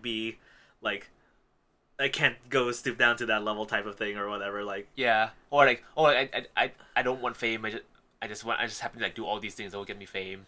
yeah, Right. yeah. It's kind of like. Right, the author is like clearly like wants fame, but like just just wants to be able to say that they don't want fame, just Yeah, like yeah. keep up appearances. Yeah. But like in this story, it feels a lot more grounded. But like oh yeah, like Red, like he really just wants like this like slow life with Red, and he really doesn't care for any of this. Yeah. So yeah, pathetic end for a pathetic guy. Oh yeah, so wait, does oh yeah, he got his arm chopped off, right? Oh yeah, because like he was coming in with like this demon sword trying to, and then Red just like uses his bronze sword and just like cut his arm off. Does he still have his arm? Well, I think it's cut off at like the wrist. Well, yeah, or like I mean hand. Yeah, and probably not. Yeah. So wait, did he have it in his jail cell? Like just hold it, like, or did someone else have his hand? I'm not Or is sure he gonna actually. or is he gonna regrow a hand? Or is he gonna have like demon hand? Maybe. Like, oh my power. This Junie ass bitch. Okay. Oh yeah, like you, like sending out like chill the people down, blah blah. Blah. Yeah, I guess it ends with like this guy like teleporting him And I guess they're best buds again. kind of. Oh, this guy like he needed like get away from like the other demon like chasing him. Well, like if now we're starting to see how there's like different factions among the demon races too. Yeah, yeah. So, but like because of his like contract powers, he needs like this guy to like say like, oh, like take me away, so to like activate his like teleport thing. Yeah. I And- kind of. Oh yeah, And Ruthie's like not amused. yeah. I kind of wonder how this is gonna work out. Yeah. Like, assuming, what do you call it? Assuming he makes it out, or what do you call it? Or like running around somewhere in the world, is he gonna retain like his? I'm assuming there's souls or something like that in this world, or like mind or something like that. Yeah. Or is it just gonna be like, oh, I'm dead now? Like the contract demon thing. Yeah, yeah. Yeah. Guess we'll see.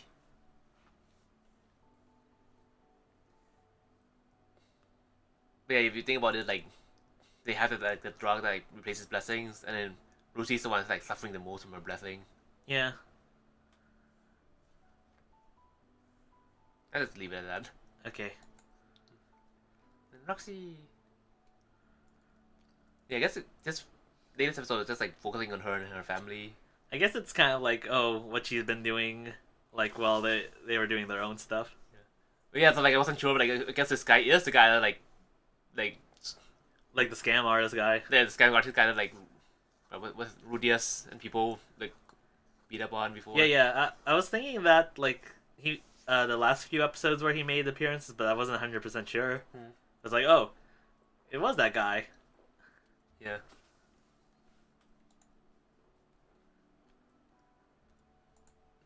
Yeah, I guess we start to see more of like the telepathy thing where, like they mentioned before, like she can't like hear their telepathy, but I guess now we see like she knows when someone's like trying to direct it at her because she just hears these like weird like sparkling crackling sounds in her Yeah. head. Like the way it's presented makes me think. It kind of feels like if someone's trying to talk to you in a different language you don't know, like you can tell something's going on. It's just like you just don't know what. Yeah. That's what it seems like. Yeah. And actually, it kind of seems like that's what. Well, I guess it would be a native language. I guess for them, it kind of seems. Yeah. Pretty much. Yeah. Kind of wonder like do they actually use words or is it more like they just transfer like thoughts and concepts over? Yeah. What's like I guess like for a lot of these kids they might literally not know how to speak. Yeah. It kind of seems like speaking is more like to talk to outsiders. Yeah. I can't remember if her parents are like big shots or not, but I feel like it's probably not a skill that most of the village knows, and they just know for like talking to outsiders. Yeah. Could be wrong though. But Yeah. I guess it seems like it's just like something that people don't bother to do because they don't need to, though. yeah. That sort of thing. So I don't know. Maybe they traveled the world at some point. But yeah, I feel so sad. Like she's like, even like among her parents, like just like talking to each other, like she's like feels alienated, just wants to go away. Uh-huh. Yeah, I guess like growing up, like I guess like when she was a kid, like they knew that she was gonna have trouble, but then they try to like keep her like isolated, and then like she just got a shock of like oh like she finally realizing. Yeah. I mean, I guess in some sense, it's kind of like. I guess from their point of view, it's kind of like she has a disability. Yeah. Or something akin to that. Yeah. So it's so like heartbreaking like seeing her. Mm-hmm. Like little Roxy doll. Yeah. I was like, you know what like touches me when I see like these kind of things where like oh like it's like old worn down doll with like sentimental value like still being kept around. Yeah.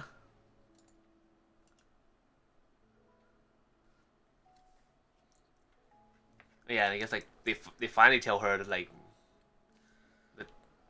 I keep forgetting his name, Rudius. You're just like all the other people, like, oh, like, they keep forgetting his name. Oh yeah, I forgot about that. What was like oh the Kennel Master. the Kennel Master?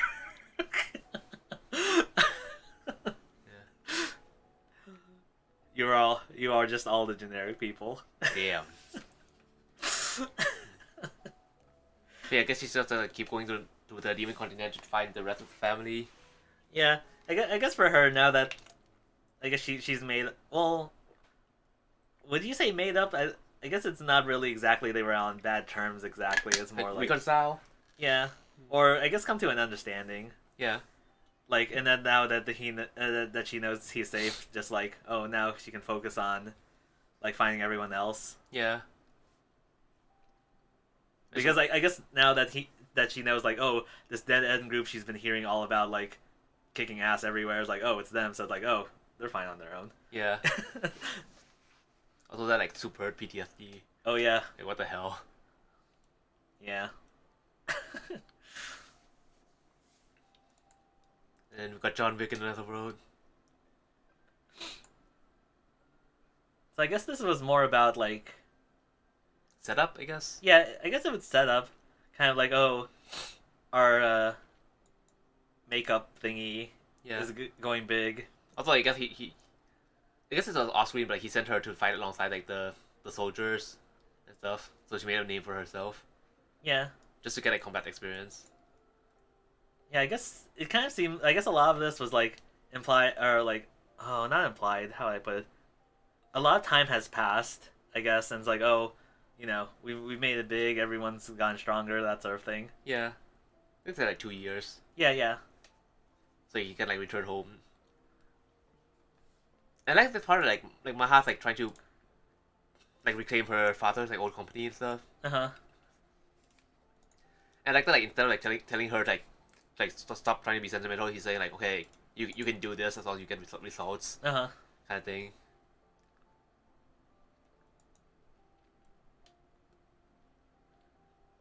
And then, oh yeah, and then I guess they're traveling back home. Yeah, and I guess I mentioned it a little bit, but yeah, basically like when more monsters appear, it means like demon lord was like appearing. Yeah, It's yeah. like all like the monsters that are like. Well, I'm not sure if they get created or they just like just start moving towards human territory from where they live. Uh huh. It's kind of vague still, but it also means like the hero's gonna be like awakening soon and stuff. Yeah. Yeah, it kind of seems like this world operates on like a cyclical nature. Oh, maybe. I guess from in current timeline, it's still a few years left, right? Yeah. If I'm doing the math, I think still like 3 more years until the person shows up. 2 or 3, something like that. Well, more like three more years until like they destroy the world or Oh, whatever. what was it? That it? Well, I can't remember the timeline exactly. Oh yeah, it could be that. But yeah, like the heroes like they're supposed to be like out there somewhere ish. Yeah. And what what's the condition to let the hero deal with it and then kill them? Yeah, let the hero deal with the demon lord and then kill the hero because like the hero's gonna do something afterwards and Yeah. destroy the world. So I guess the hero is the only one capable of dealing with The demon lord. yeah directly, or then And I guess like his conditions are like, okay, like if you can like get the hero to like not destroy the world without killing them, then that's fine too. yeah. There's definitely a catch. Yeah. I'm just not sure what it is. And it's like this sus mom. Well, yeah, she was just like sniffing him, like, oh, yeah, like you feel on her son's like energy. Yeah, very sus. Yeah. It's kind of interesting, like the father like saying like, oh, you can like run away from this like assassin life now, and stuff if you want. Yeah. But like I feel like in this kind of situation, usually like you raise them as from when they were young because you don't want them to like run away. Right. Well, I think that is the intention, but like, I guess it kind of like for him, like hearing the stories of like, oh, this other success he's had, like probably has made him think about that too. Yeah. Like, oh, like maybe we should at least talk about like giving you a different like path, Yeah. because I'm assuming the family's been doing this for like several generations. Yeah, I mean they've been doing it for like, well, a long time, I guess. Well, yeah. But I guess all of the family members have to, or at least the main line, I guess, Yeah. have to be successful at like a secondary thing to what do you call it? To assist with this whole assassination thing. But it kind of seems like he's excelled at it more than like past like members. Yeah. Like that's the like. I mean, he made a really big name with the whole like cosmetics thing. Yeah. So that's the impression I'm getting. It's like, oh, it's just so like amazing. Like Yeah. we actually have to consider this seriously. Especially like I guess he's burdened with the whole idea of like, oh, members of our family can just be like thrown away at any time. It's like, yeah. like I definitely get the impression like the dad is very like kind-hearted. That's the way like he seems to me too. So it is pretty nice actually. Yeah. And I think actually for this series, it's very one of its stronger points is the whole idea of say the old world versus like the new world. Yeah. Or like I guess in the old world, like he was just basically an assassination machine, and at the end of his life, he only ends up here because he got thrown away. Yeah. So, I feel like this is kind of interesting. Where obviously he was reincarnated to be like an assassination machine, and then like obviously reincarnation implies that he can have a little bit. He can like do a restart exactly or whatnot. Yeah. But it feels Like it feels more grounded or like more how would it not necessarily grounded, how would I put it, Like it shows more of the development of like how he changes personally. Yeah. There's more. Yeah. Actually, no. I'll stay with that. It does feel more realistic, or like grounded, but also it feels like to have more impact than say like if he got reborn and then just like, oh, I can do whatever I want type of thing. Yeah. Because like especially for say his character where he's already like elderly at before he dies versus like I guess the usually isekai protagonist is like in their teens, 20s, like youngish, Yeah. where it's like, oh, he has decades that he kind of has to reprogram, I guess, in some sense. Yeah. So it feels weightier, I guess. Yeah. So we see him like working through things and analyzing things and like we feel like we actually feel him change instead of just like him just like Yeah. I feel like this is a very like solid adaptation in terms of getting all the nuance and emotions and stuff across. Mm-hmm. And also like spending.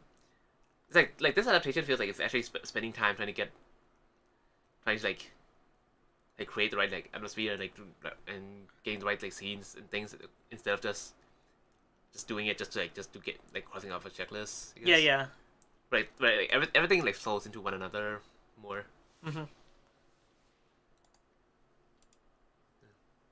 But yeah, I guess like he also wants. He's like, oh, any of his stay nobility to like marry this like girl I love, and his father's just like, oh, no, son. Yeah, that's my boy. That whole line was also kind of interesting, honestly, too. Yeah. Because actually, I'm not sure if he's really said anything prior to this, but I guess most of the time he's, at least outwardly, he's operating with the whole idea of trying to accomplish a goal for someone else's objective. But this is kind of like having his own objective. Yeah, like his own. Well, I guess having his own like. Oh no, how should I put this? Idea of happiness. Yeah. Versus like kind of just like fulfilling other people's like desires, I guess. Yeah. So that one's pretty interesting. Like I feel like it has a little bit more impact than than other things. Yeah. With that kind of development in mind. Yeah, I guess we have the Jahis. Oh yeah, and then the two. Well, I guess Judge she's not really a stalker, but she's still like obsessed. Yeah, like yes, she's obsessed. Yeah. The two Sims. They Yeah. finally have their showdown, and they're like, "Oh, I understand Jahi better." Like neither of them do. Yeah. And they're just like causing trouble for Jahi. Yeah. Well, they're collecting all the stones. Yeah, at least they're doing that. Yeah, but then they leave her to pay the bill. So they're like, "Oh, need to wash the dishes to pay off the bills." Oh yeah, yeah. This bitch finally appeared. Like, Yeah, actually, yeah, actually, when we were talking about this, we were watching this episode. We were like, "Oh, she hasn't shown up in a while," and then we were trying to figure out what's her name. like we literally can't remember her name. Yeah, but in my head, her name didn't even sound like that. Yeah, like when it said like, her name, when I mentioned her name, I was like, wait, is that right? Like it's a completely different feel from what I got. Yeah, what did I think her name was? Like I don't think we even had it. Like we didn't even have an idea of what her name was. We just got the feeling that it's not this. Yeah, I think it's like the soundscape was different. Yeah. That's just so sad. So I want to give the author the benefit of the doubt, like that they intentionally made the character just. Yeah. I mean, the character's functioning as intended, I guess. Yeah. No, that's good. That's good. Yeah. And she keeps coming with these schemes like Trap Jahi and like everything just fails, and she's just an idiot. She's quite incompetent. Yeah. Oh yeah, it's dark. Something about this dark like small face, like I don't know, it just pisses me off. Like, every time I see her face, I just want to like kick it in. So you're Kyoko, What? the magical girl. Oh, is that her name? Yeah. I forgot her name. Anyway, it's like, oh, she's you bring me a food, and I open it like, oh, there's no food. There was food. There was like 5 grains of rice. That's more than I thought. Because like, it was like, oh man, she's gonna open it. There's gonna be like 1 grain of rice. Yeah, that's 5 times as much. Yeah. You should feel blessed. Yeah. Like, oh, like now she's having like friends who eat with her at school and stuff. I guess she was always like a loner before now. Well, let's be honest. You want to be her friend? No, no. I don't even know why she's getting a friend now. Even like, I still don't want to be a friend. Yeah. Oh yeah, Jackie's talking about like, oh, I met this Dark Lord, and I'm serving her and try to get her like all these things, and like, she's like, oh, I'm the one who understands the Dark Lord the best, but like the Dark Lord never said anything. Yeah. Kind of mean. It kind of seems like Jahi created like this whole like system accidentally. Yeah, like she thought she was doing it according to her will, but like she's just doing whatever she wants. I think she's just assuming she's number 2 actually too. Yeah. Like, I'm pretty sure Dark Lord doesn't even have a ranking system. I'm pretty sure Dark Lord doesn't even care about any of this. Probably. Like I feel like the Dark Lord's just like no thoughts, head empty. Maybe. Well, I guess the way it's being described is like, oh, the Dark Lord is a manifestation of like the magical thingy. Yeah. So, you know what? Like, what if it was just like came into being and didn't have any sort of personality? Yeah. And then Jahi just imprinted it on, like she's the mom, Yeah. and raised a like spoiled kid. Yeah. I think. Well, Kyoko did say that, like, oh, because of you, like, you raised this thing. It's like, don't call the Dark Lord this thing. Yeah. So I think that's it's like, oh, she's actually the mommy when she thinks she's like the servant. Yeah. Well, at the end, we saw this like shadow appear, and like Dark Lord's like, with like kind of like a more serious look. So Yeah. yeah. Like, is this the same Dark Lord that's like just hungry, or is it like a different manifestation of like crystals? Yeah, I have a feeling it's a different one. Like I feel some. I feel like it's the same one. Like we're gonna find out like, oh, she's just hungry. Oh, maybe. It could go either way. Yeah. But yeah, like it could just be like, oh, someone else gathered a whole bunch of stones and like another one appeared. Yeah.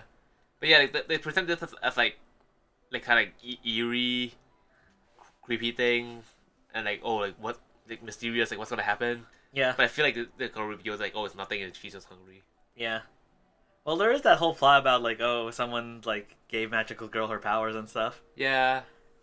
I have a feeling one of the potential like explanations for that is that it's not like some other organization that's like, oh, or what do you call it?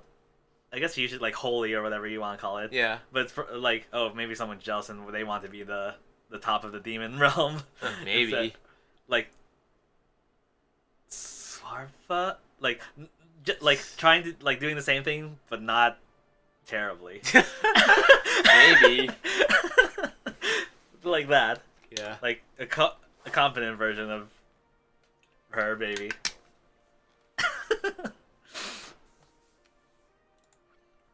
Yeah, we started this new anime. Love it so much. Wait, did we talk about it all like before? No. Oh, we really? We just started it like last Sunday, I think. Oh, so this was after the last time. Yeah. Yeah, okay, Like, good. my senpai is annoying. Like the manga's being localized here. I think I saw a few times, but never read it yet. And then we saw her like Nindroid at One Hobby too. And then like, oh, it's airing. So I instead of watching, like, it's super cute. Like I love it so much. It's just so cute and so fun. Yeah, I think our initial thoughts didn't actually match up with what it was. Yeah, because like, I mean, he said like my senpai is annoying, so we thought it was gonna be like an Usaki type of thing. Yeah. But like the senpai, like he's not annoying at all. He's like, he's such a bro. He's a great guy. He's quite a bro. Yeah, I guess like she's just annoying because like she's just sensitive, I guess.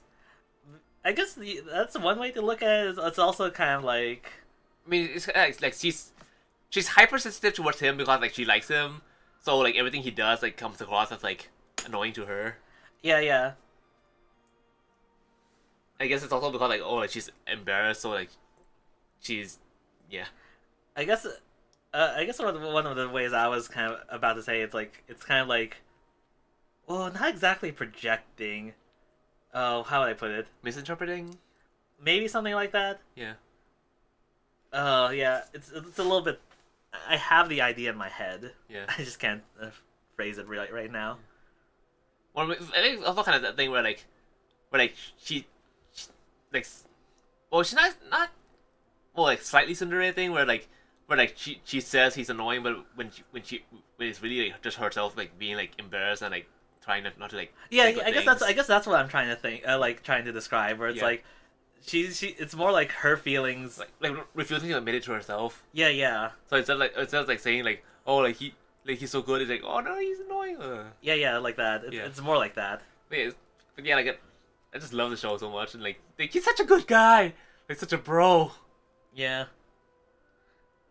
But she's pretty cute too, and she's voiced by Setsuna from Love Life. What is it? Chigasaki. Yeah, Nijigasaki. Oh, that reminds me of something. I need to look that up. What? The figure. Oh. Okay, anyway. Look, she's smaller than him, even though when he's sitting down. Yeah. And she's standing up. So cute. Oh, she's nomming on her hair. Yeah. When she got drunk, like, do people see me as your daughter? She's like, yeah. You're kind of like this, like, annoying daughter. She's like, can't I be the wife instead? Like, Yeah. I was like, oh, you just drunk. You funny. yeah. Oh yeah, the random like coworker she gets the name of. Man, beware of the quiet guys. What's his name again? Oishi, or like Koishi, I guess. Oh, okay. Yeah, this guy like he's always quiet, but like we see him later, he gets drunk and starts like shit talking the manager. This guy the most sus. Yeah. Wait, no. There's also other, like, his best friend guy. His friend guy is like sus in the sense of like oh like he's always like trying to like flirt and hit on women, but he like really pathetically. Sad, desperate. That's it. Yeah, sad and desperate, but he's pretty much like what you see on the tin. So like you just know he's sad and desperate. Yeah, But this guy, he's like quiet and calm, and you get him drunk, and he's like this like shit talker. Yeah. Hey, I feel like you'd like this friend. Oh, she seems cool. Yeah. She chill. Oh yeah, Hayami Saori voices this girl, also with the big boobs. Of course. But yeah, because of like the well obviously because Hayami Saori voices both, and they're airing the same season, and also just like the One-sang image with like hairstyle and stuff. Like she reminds me of Anju from 86 a lot. Oh. And even the like the relationship dynamics of like her, how she's like kind of like aloof and teasing like the other guy likes her. It feels a lot like she's like if Anju was put into a normal world with instead of like being fought in a war or whatever, like this is like kind of like a look at like oh like the alternate life she could have had. That's an interesting thought.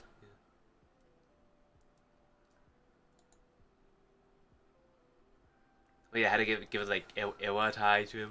Yeah. Like purple and green. I guess we're just kind of doing random stuff from. Yeah. Christmas present. Oh yeah, you got one too. Oh yeah, that's one thing I like a lot about this show, because like a lot of these like random shows like oh try to give Christmas present, try to give Valentine's chocolate or whatever, and then like the characters always so flustered or embarrassed like they fuck up and they just end up never giving it to them. Yeah. Or like or some big like miscommunication happens where like oh they gave it to the wrong person, or like they gave it to them but like the person didn't understand it was from them. Yeah. So that kind of thing like really annoys me in these types of shows. Yeah. So like the fact that like they actually gave each other presents properly, like yeah, I just really like it. Well, I guess prior to actually giving it though, like she was very hesitant to do it. I guess I feel like the main part is actually him being able to get her to give it.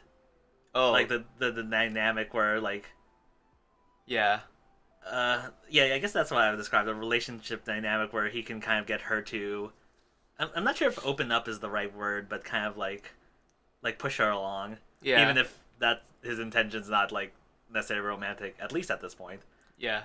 Like, I guess he definitely gives the senpai impression, like for real. Yeah. Like, he has a good senpai. Yeah. But yeah, like, just the fact that like, they actually managed to do what they wanted to do, like I feel like this, I like that. Yeah. But like, it always feels like such a waste when you see those shows where like oh like someone like they get too embarrassed that they don't give the gift at all or whatever. Yeah, like this. I feel like the show is definitely giving the impression of like stuff developing like over time. Yeah. and like it's actually heartwarming. Like, we laugh at them sometimes, but also like, but we laugh at like, but we also see them happy, and like, we're enjoying the ride with them instead of like just like, oh, like look at how pathetic these people are. Yeah. So like, I like this kind of thing more, but like we're sharing the happiness rather than just like kicking them down. Right. Well, I guess this is kind of like, oh, you kind of want to be the cheerleader. Yeah, I guess. Like I just want to cheer her on. She's a good girl. She's adorable. Yeah, this is pretty sweet too. Like she got sick and like made her food. Yeah. Oh yeah. Actually, while we're watching this, I'm like, is this really like, is this how Japanese companies are? Oh supposed yeah. to be? like wait a minute. Like no overtime. You ain't go home early. You guys get breaks. The fun office environment. Yeah, it's like, oh yeah, like, oh, I gotta call boss. Like, oh, we're not gonna be able to make it to the office back in time after like stuff happens. Like, oh, boss is just like, oh, just go home. You don't have to like come back here. Yeah. It's like, huh? What? Yeah. What? What kind of miracle company is this? It's definitely not a black company. You have to work. Yeah. Your management. Oh yeah, and he's like, oh, finally getting a smartphone for the first time. It's like, how I use this? Why is the camera showing me? Yeah. And this guy is like, so it's kind of like teaching a boomer how to use a phone. Yeah. Well, yeah, I just noticed like the phone like color is the same as her hair color. Oh yeah. Oh yeah, like that's another one of those weird things where like normally in shows where like they have different hair colors, but they never mention that the color with words. So it's more like, oh, it's there that like the audience can see, but like in the real world, You just or like assume in universe, it's the normal colors. But she actually mentions like, oh, my hair color, like my character's color is like green, and like, oh, I like green, blah blah blah. And like, Yeah. like what? Like it's actually canonically green. Yeah. But yeah, I guess you just assume like quote in real life like Yeah. it's actually just all black. Yeah. So like, Or blonde if they're the foreigner. yeah. But yeah, like I feel like I appreciate that a lot. Where like, oh, like her hair's like actually canonically green. Like this is a world with like green hair and stuff. Yeah. We're So probably yeah. overthinking. I mean, they literally said it. Oh, I so, know, no, it's yeah. just like So yeah, like, I like that they can acknowledge that instead of like trying to pretend like everything's like just like normal and same. yeah.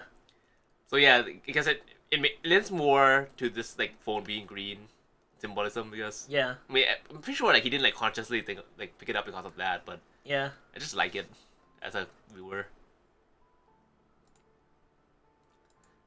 But yeah, now it's like her turn to feed. Like, she looks so cute. She's so tiny. Yeah, so tiny. So how tall is she gonna be? Oh, actually, you know what? If they acknowledge her like size, so it like it's, what do you call it? It's actually proportional. That'll be funny. Like Yeah. she's like 90 cm. Yeah. Like for real. Damn. Maybe. Oh yeah, I guess that's the thing. Like in shows, when there's a drastic height difference, I assume like it's actually very small and then it's just exaggerated for like our benefit. Yeah. But Although like I had like people would say they're like, oh, like you can't have like adults this small, but like there's this classmate like just she's like she looks like an elementary kid even when she was like already in college. no. Like she was in this like my classmate in like school in Thailand, like so like the whole time like like everybody else keep getting taller, and she just like just stays short, so like she's like this kind of height. So like this Are is you sure? Huh? Are you sure? Yeah, she's like foot like she's like foot up height. Oh, okay. So like this kind of thing that definitely does happen in real life. She's probably still a short ass even now probably. Do you need to go find her to dominate? Maybe. Oh yeah, this boy apparently like Hayami Saori's Brother. Yeah. Sakurai Toko or Toka? Something like that. Yeah, something like that. I just call her Hayami Saori.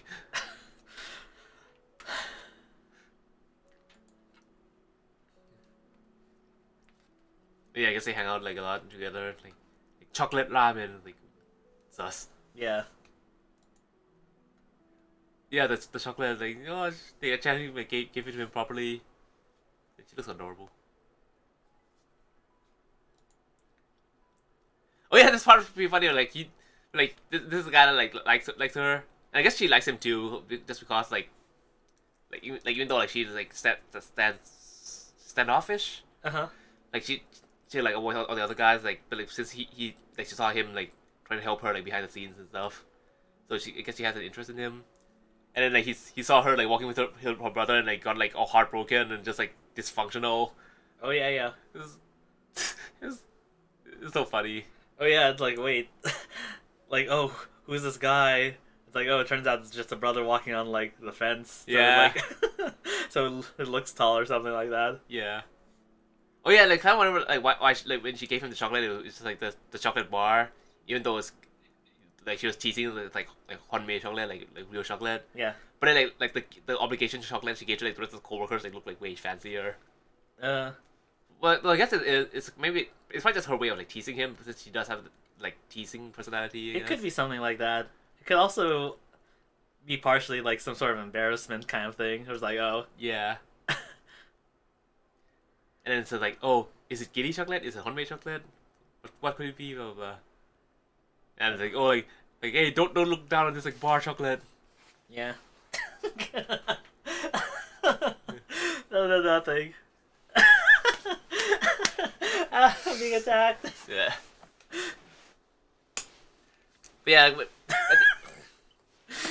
Stop laughing, damn it! Okay, I'll stop laughing at your bar chocolate.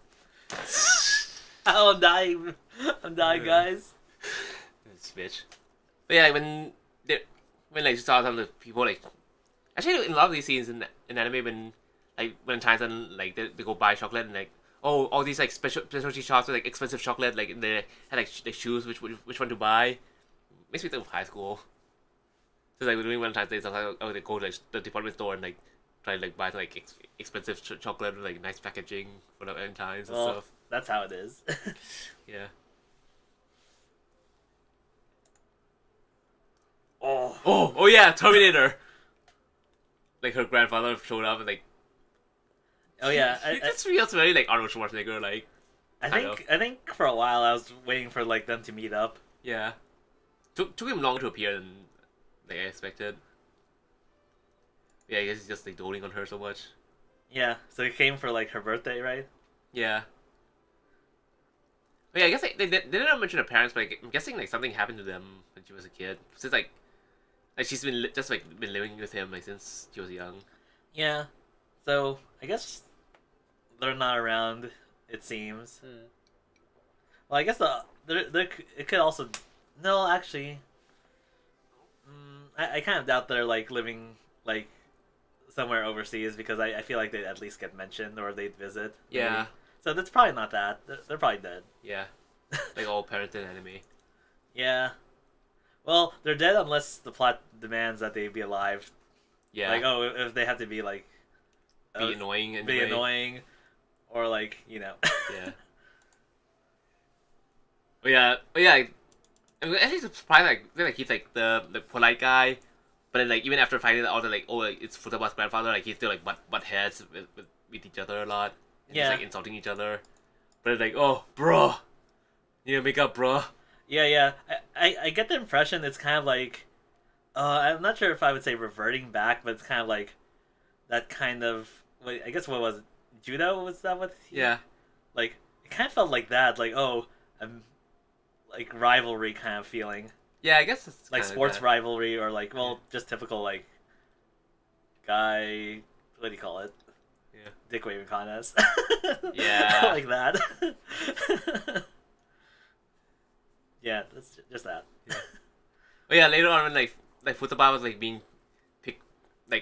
being bullied by some like random guys, and like, he came to save her and like and the guys were like started like back away, but then they do want to like talk shit. So they're like, oh, did your father come to help you? And like this grandfather like behind them with like murderous aura, like, no, grandpa's here, motherfuckers! And just, like lift him up and then like, throw him in the trash. Yeah.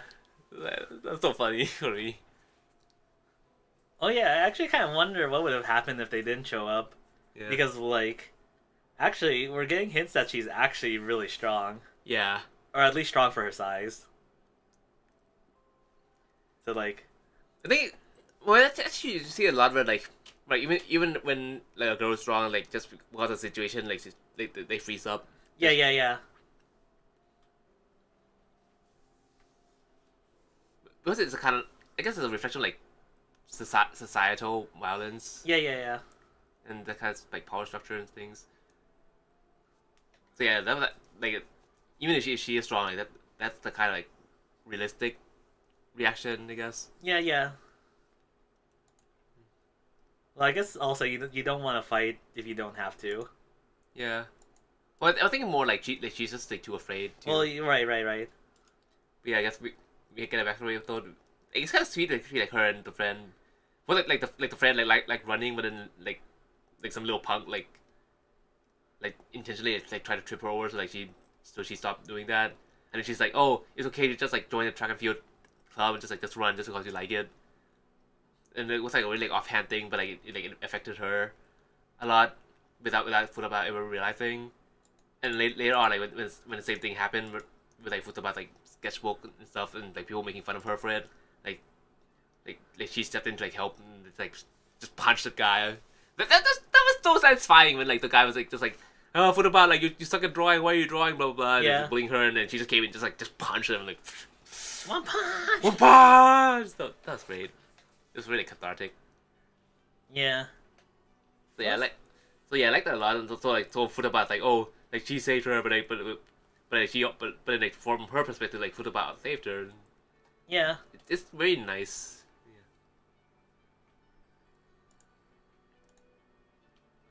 Oh yeah, the part where like people were getting drunk and stuff at the. Yeah. Why isn't it crowded? Yeah, why is it crowded? It's like Hanami is all supposed to be like crowded as hell. Yeah. Well, I guess it's crowded if the plot demands it. Yeah, like oh, we can't fight each other in the crowd. Yeah. But like if the plot doesn't demand it, like oh, there's no one around. Yeah. Yeah, I love this show so much. It's just so cute, and We're, heartwarming. we're still a little behind, right? No, we caught up. Oh, we did call it? Oh, Yeah. okay. So that was like 7 episodes, I think. Yeah, I think it airs on Sunday, so or maybe Saturdays, but we should be getting a new episode soon. Mm-hmm. Yeah, I'm glad we started watching that because like it's just so fun and adorable. Oh, I forgot to take screenshots of Fruit Evolution. Oh, yeah, I was looking at that. Oh, whoops. Well, I guess it was basically donkey time. Wait, no, it's the night time. The blue hair knight. Oh, right. Oh, yeah. right, because he got arrested. Yeah. But not really arrested. Yeah, just spend time with Captain Knights. I guess Man, that's... the action in this episode is so jank. I mean, it's been jank for a long time. I feel like this episode is just like super jank, where like they weren't even trying at all. And I want to believe it's intentional. I think it's intentional because like they were not even like trying to pretend that they're trying. Yeah, like, or maybe they're playing mind games with us. Like, we just want to make these bitches think we're doing it intentionally. Like, oh, I'm not sure anymore. Yeah, because like everything about the thing seems jank, but then they also got really good like voice actors. We got like Hanakana, Inoue and Marina, and then like Hikasa Yoko. Yeah, like, I feel like it's it's intentional jank. Yeah. Oh yeah, and also like oh yeah, because like whenever that girl appears, like she has like roses like appear behind her everywhere. Oh yeah, like every. Yeah, and then they have like the actual roses show up. They have to like, oh, get them out of the way. And then she's like, oh, she's this, and then they just go big like into his backstory, like, oh, she's genius, so she has like no one she can call her equal, and then the guy fights her, and like just like again like in the middle of the fight, he's like just gains like random skills constantly. Yeah, and then she's like, oh, finally. Like, and he's like, eh. Yeah. And the girl's like, oh, thank you for saving our captain, and the captain's like, oh, thank you for saving me, thank you for worrying about me, and like they just speed ran her, and like normally this kind of like arc would like take forever, but they just speed ran it entirely with like. It has to be intentional, right? I'm pretty sure it's intentional, where they just. They're not even trying to like pretend it. It's like, oh, they're like just saying it. It's like they're making fun of it, I guess. Yeah. I'm pretty sure they're making fun of it. I'm pretty sure, but like, I have that like 1% doubt. Yeah. Yes. Which maybe enhances the experience where you're like, you're not sure. I think it's the sheer like absurdity just makes it like funnier, I guess. Yeah. Or like. If they were trying to like present this seriously, then they'd be like, "Oh man, this sucks. Like this is shitty writing." But they're just like going for like full jank. That's just kind of like amusing instead. Yeah, Like the jankness is the amusing. that's the quality of it. Yeah. Well, I mean, honestly, that's one of the approaches you can do. Like, Yeah.